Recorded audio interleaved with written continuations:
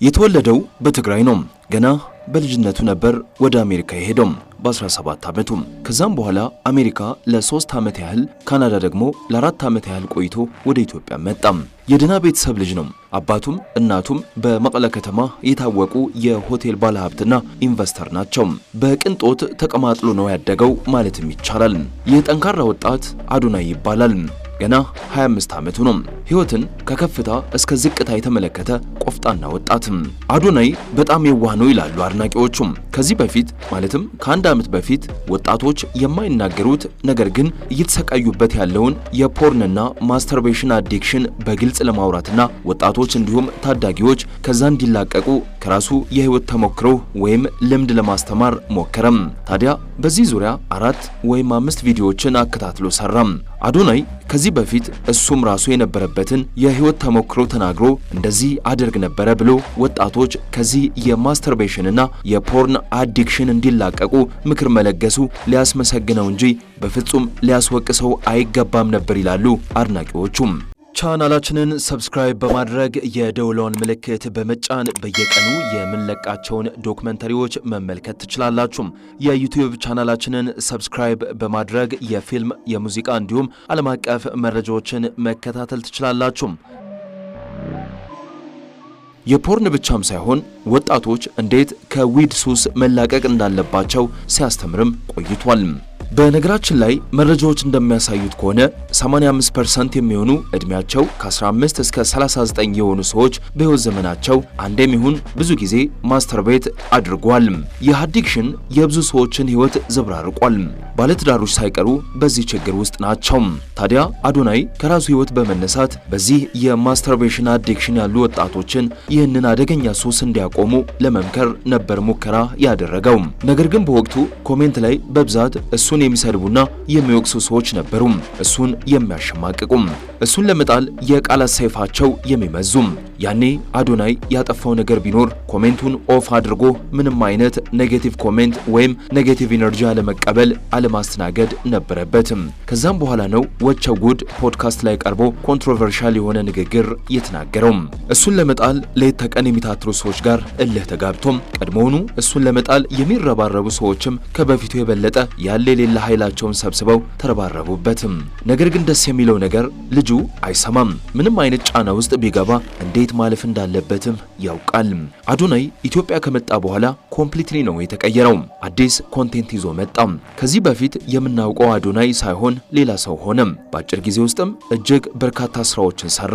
ሙሉ የኢትዮጵያ ክልሎች ላይ እየዞረ እዚህ ጋር ተዘርዝረው የማያልቁ መልካም ስራዎችም ሰርቷል። በህዝብ ልብ ውስጥ እንዲገባ ያደረገውም ዋነኛ ምክንያት ይሄው ነው። አዶናይ በዚህ 4 ወር ውስጥ የትኛውም የቲክታክ ኮንቴንት ክሬተር ሊያሳካ የማይችለውን ስኬት ማሳክቷል። እሱ በ4 ወር ውስጥ የሰራውን ስራ ሌሎች የቲክታክ ኮንቴንት ክሬተርስ በ10 ዓመት አይሰሩትም። አዶናይ በአሁኑ ሰዓት ከየትኛውም ቲክቶከር በላይ ኢምፓክትፉል ወይም ተጽዕኖ ፈጣሪ ሆኗል። ሰዎችን ኢንፍሉዌንስ በማድረግ ማህበረሰብ ተኮር ስራዎችን እየሰራ ማህበረሰቡንም ኢንፍሉዌንስ በማድረግ የሱ ኮንተንት ነው የበለጠ ሰዎችን ኢንስፓየር እያደረገ ሰዎችን እያስተማረ ያለው። በአሁኑ ሰዓትም ከየትኛውም የኛ ሀገር ቲክቶከር በላይ ሪል ኢምፓክትፉል የሆነ ለውጥ ሰዎች ላይ እያመጣ ያለውም አዶናይ ነው። ኮንሲስተንትሊ በቀን እጅግ በርካታ ቪዲዮዎችን አፕሎድ ያደርጋል። እያንዳንዱ ቪዲዮዎቹ ደግሞ ከ4 ሚሊዮን እና ከ5 ሚሊዮን በላይ እይታ ወይም ቪው አላቸው። በቀን 10 ቪዲዮ አፕሎድ ቢያደርግ 10ሩም ቪዲዮ በሚሊዮን እይታ አላቸው። በነገራችን ላይ በኢትዮጵያ የቲክቶክ ታሪክ ከማስተር አብነት ቀጥሎ በአዶናይ ልክ ፎሎወሩ ቶሎ ቶሎ ያደገ ቲክቶከር የለም ማለት ይቻላል። ከየሆነ ጊዜ በኋላ የአዶናይ ፎሎወር በቀን ከ100 ሺህ እስከ 200 ሺህ ነው የሚጨምረው። በአሁኑ ሰዓትም ቲክቶክ ላይ 3.5 ሚሊዮን ሰዎች ይከተሉታል። ፎሎወሩም በቀን ከ100 ሺህ እስከ 200 ሺህ እየተመነደገም ይገኛል።